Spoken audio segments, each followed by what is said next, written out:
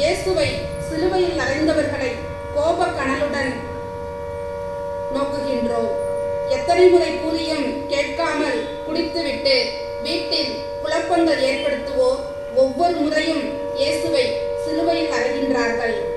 அடுத்தவருக்கு சேர வேண்டியதை அநியாயமாக பறிக்கும் ஒவ்வொரு நிகழ்விலும் நாம் இயேசுவை சிலுவையில் அறைகின்றோம். நீதிக்கு சாவுமணி அடித்து அநீதி ஆட்சி புரிய துணை போகும் ஒவ்வொரு நிகழ்விலும் நாம் இயேசுவை சிலுவையில் அறைகின்றோம். இவ்வாறு நாம் நமது தீய செயல்களால் பிறரை துன்புறுத்தும் ஒவ்வொரு நிகழ்விலும் இயேசுவை சிலுவையில் அறைவதை நிறுத்துவோம். ஜெபம். ஆணிகளால் அறையப்பட்ட அன்பு இயேசுவே, பிறரை எங்கள் அநியாயமான செயல்களால் சிலுவையில் அறையாமல் இருக்க வரம் தாரும். ஆமென். எங்கள் பேரில் தயவாயிரும் சுவாமி, எங்கள் பேரில் தயவாயிரும். எங்கள் பேரில் தயவாயிரும் சுவாமி, எங்கள் பேரில் தயவாயிரும். மரித்த விசுவாசிகளுடைய ஆன்மாக்கள் இறைவனுடைய இரக்கத்தினால் நித்திய சமாதானத்தில் இளைப்பாற கடவுது. ஆமென். மன்னிப்பாயா மன்னிப்பாயா மன்னவனே என்னை மன்னிப்பாயா மன்னிப்பாயா மன்னிப்பாயா மன்னவனே என்னை மன்னிப்பாயா. இயேசு சிலுவையில் உயிர் விடுகிறார். திவ்ய இயேசுவை ஆராதித்து வணங்கி உமக்கு நன்றியறிந்த தோத்திரம் செய்கின்றோம். ஏனென்றால் நமது பாரமான சிலுவையை சுமந்து கொண்டு உலகத்தை மீட்டு ரட்சித்தேன். தாங்க முடியாத வலியால் துடிதுடித்துக் கொண்டிருக்கிறார் இயேசு. கைகளில் அறையப்பட்ட ஆணிகளில் தொங்கிக் கொண்டிருக்கிறது உடல். மூச்சு விடுவதும் கடினமாகிறது. தாகத்திற்கு தண்ணீர் கொடுப்பாரும் இல்லை. எந்த தவறும் செய்யாமலே இத்தனை கொடிய வேதனையுற்ற போதிலும் இயேசு தன்னை சிலுவையில் அறைந்தவர்களை கருணையோடு மன்னிக்கின்றார். தந்தையே, இவர்களை மன்னியும். எத்துணை உயர்வான வார்த்தைகள் இவை! இறுதியாக, தந்தையே, உன் கையில் என் ஆவியை ஒப்படைக்கின்றேன் என்று உரக்க கத்தி உயிர் விடுகின்றார். பரிதாபமாக படுகொலை செய்தவர்களையும் மன்னித்து மன்னிப்பின் முழுமையை வெளிப்படுத்தினார் இயேசு. நமது அன்றாட வாழ்வில் நமக்கு எதிராக ஒரு சில வார்த்தைகள் பேசியவர்களை மன்னிக்கின்றோமா? இல்லை, பதில் வார்த்தைகளால் அவர்கள் தம் மனதையும் காயப்படுத்துகின்றோமா? நமக்கு எதிராக யாராவது செய்த செயல் நம்மை வருத்துமானால் தெரியாமல் செய்கிறார் என மன்னித்து விடுகிறோமா? இல்லை, என்றைக்காவது இவனுக்கு தக்க பதிலடி கொடுக்க வேண்டும் என்று பழி தீர்க்கும் தருணம் தேடிக் கொண்டிருக்கிறோமா?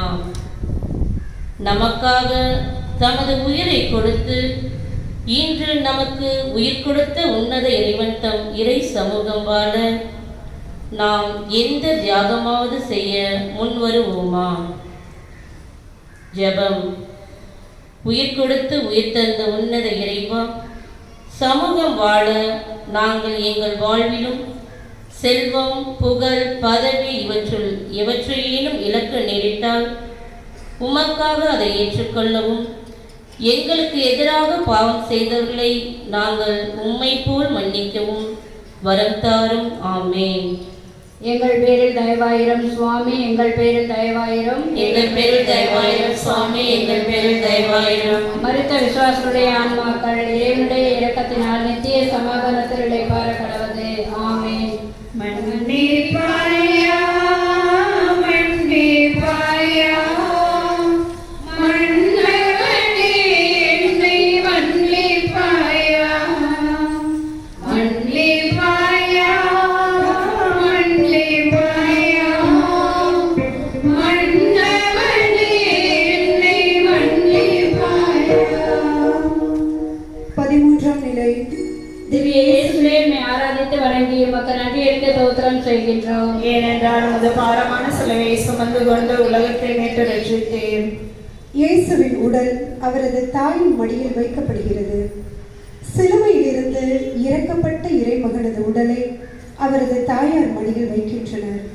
33 வயது இளைஞன் தனது தாயின் மடியில் சடலமாக. எந்த தாயின் இதயமாவது இதை தாங்குமா? எந்த பாவமும் செய்யாத தனது மகனை அநியாயமாக கொன்றுவிட்டனர். சாதாரண தாயின் வாயிலிருந்து எத்தனை வார்த்தைகள் விழுந்திருக்கும்! தீர்ப்பிட்டவர்களை, உடன் நடந்த சீடர்களை, காவலர்களை, யூத மக்களை எத்தகைய கோபக்கணலுடன் நோக்கியிருக்க வேண்டும் அந்த தாய்! எத்தகைய கடின வார்த்தைகளால் அவர்களை திட்டியிருக்க வேண்டும்! எதுவும் பேசவில்லை மரியா. மரித்த தன் மகனை உற்று நோக்குகிறார். சற்று பாருங்கள், வேதனையால் திறந்த வாய், சோகத்தால் மூடிய கண்கள், ஈட்டியால் திறக்கப்பட்ட விழா, ஆணிகளால் துளைக்கப்பட்ட கை கால்கள், சாட்டையால் அடிக்கப்பட்ட தேகம், முள்முடி அழுத்திய தலை, சோகமே உருவான தாயின் மனம் வருந்துகிறது. அன்பு பெருக்கால் அள்ளி அரவணைத்த நிகழ்வுகள், மழலை மொழி பேசி துள்ளி விளையாடிய நினைவுகள் அன்னையின் மனதில். அன்பின் அன்னை எதுவும் பேசவில்லை, ஆனால் உற்று பார்க்கின்றார். நம் பாவங்களுக்காக தன் மகனை அர்ப்பணித்த அன்னை இதோ நம் பாவங்களை விட்டொழித்து தூய வாழ்வு வாழ அழைக்கிறார். பாவங்கள் களைய முன்வருவோமா? ஜெபம். இயேசுவின் அன்னையும் திருச்சபையின் தாயுமாகிய எங்கள் அன்பு அன்னையே, நாங்கள் எங்களுக்கு ஏற்படும் துன்ப துயரங்களை பொறுமையோடு ஏற்றுக்கொள்ளவும், பாவங்களை விட்டொழித்து தூய வாழ்வு வாழவும் வரம் தாரும். ஆமென். எங்கள் பேரில் தயவாயிரம் சுவாமி, எங்கள் பேரில் தயவாயிரம். எங்கள் பேரில் தயவாயிரம் சுவாமி, எங்கள் பேரில் தயவாயிரம். மரித்த விசுவாசிகளுடைய ஆன்மாக்கள் இறைவனுடைய இரக்கத்தினால் நித்திய சமாதானத்தில் இளைப்பாற கடவது. ஆமென். மன்னிப்பாயா, மன்னிப்பாயா, மன்னவனே என்னை மன்னிப்பாயா, மன்னிப்பாயா, மன்னிப்பாயா, மன்னவனே என்னை மன்னிப்பாயா. 14ஆம் நிலை. திவ்ய இயேசுவே, மை ஆராதித்து வணங்கி உமக்கு நன்றியறிந்த தோத்திரம் செய்கின்றோம். ஏனென்றால் உமது பாரமான சிலுவையை சுமந்து கொண்டு உலகத்தை மீட்டு ரட்சித்தீர். இயேசுவை அடக்கம் செய்கிறார்கள். இயேசுவின் உடலை புதிய கல்லறை ஒன்றில் அடக்கம் செய்கின்றனர். அரிமத்தியா ஊரை சார்ந்த சூசை இயேசுவின் உடலை பெற்று கல்லறையில் அடக்கம் செய்யும் பொறுப்பை ஏற்றார். நன்முறையில் அனைத்து ஏற்பாடுகளையும் செய்து கல்லறையின் வாயிலில் பெரிய கல்லை வைத்து ஓடுகின்றார். பிறக்கும் போதும் நாம் எதையும் கொண்டு வரவில்லை, இறக்கும் போதும் நாம் எதையும் கொண்டு போவதும் இல்லை. இவ்வுலகில் நாம் வாழும்போது நம்மிடம் இருப்பவை யாவுமே இறைவன் நமக்கு இலவசமாக தந்தவைதான். ஆனால் நாம் வாழும்போது எத்தனை பேதங்கள் நம்மிடையே! ஏழை பணக்காரன், உயர்ந்தவன் தாழ்ந்தவன், படித்தவன் படிக்காதவன், உள்ளவன் இல்லாதவன், உயர் சாதிக்காரன் தாழ்ந்த ஜாதிக்காரன் என எண்ணிலடங்கா பிரிவுகளை நாமே உருவாக்கி ஏற்ற தாழ்வுகளை வளர்க்கின்றோம். அவனியில் மனிதனாக பிறந்த அனைவருக்கும் 6 அடி நிலம்தான் சொந்தம் என்பதை உணர்ந்து உலகில் வாழும் ஒவ்வொரு மனிதனிலும் இறை சாயல் இருக்கின்றது, இறை பாவனை இருக்கின்றது என்பதை உணர்ந்து செயல்படுவோமா? ஜெபம். கல்லறை சமத்துவத்தை கற்பித்த இயேசுவே, நாங்கள் எங்கள் வாழ்வில் எங்களோடு வாழும் அனைத்து மனிதர்களையும் எந்தவித பாகுபாடும் இல்லாமல் இறைவனின் சாயல் என்று ஏற்றுக்கொண்டு ஒருவர் மற்றவரை சமமாக மதித்து ஏற்றுக்கொண்டு அன்பு செய்து வாழ வரம் தாரும். ஆமென். எங்கள் பேரில் தயவாயிரம் சுவாமி, எங்கள் பேரில் தயவாயிரம். எங்கள் பேரில் தயவாயிரம் சுவாமி, எங்கள் பேரில் தயவாயிரம். மரித்த விசுவாசிகளுடைய ஆன்மாக்கள் இறைவனுடைய இரக்கத்தினால் நித்திய சமாதானத்தில் இளைப்பாற கடவது. ஆமென்.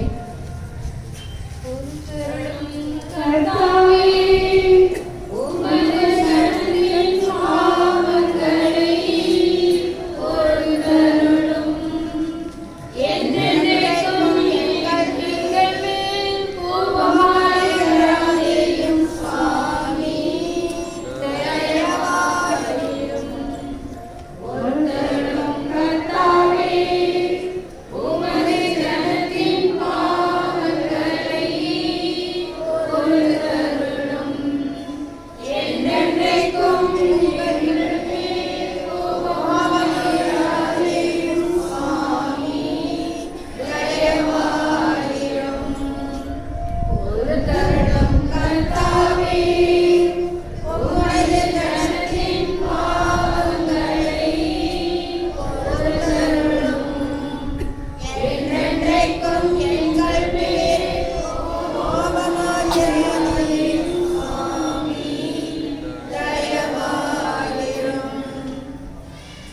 திருத்தந்தையின் கருத்துக்கள் நிறைவேறவும் நமது பங்கு தந்தையின் கருத்துக்கள் நிறைவேறவும் நமது பங்கில் இறை அழைத்தல் பெருகவும் நாம் வேண்டிக் கொண்ட சிலுவை பாதையின் வழியாக நம் ஒவ்வொருவரின் கருத்துக்கள் நிறைவேறவும் வேண்டுவோம். விண்ணுலகில் இருக்கின்ற எங்கள் தந்தையே, உமது பெயர் தூயதென போற்ற பெறுக. உமது ஆட்சி வருக. உமது திருமணம் விண்ணுலகில் நிறைவேறுவது போல மண்ணுலகிலும் நிறைவேறுக.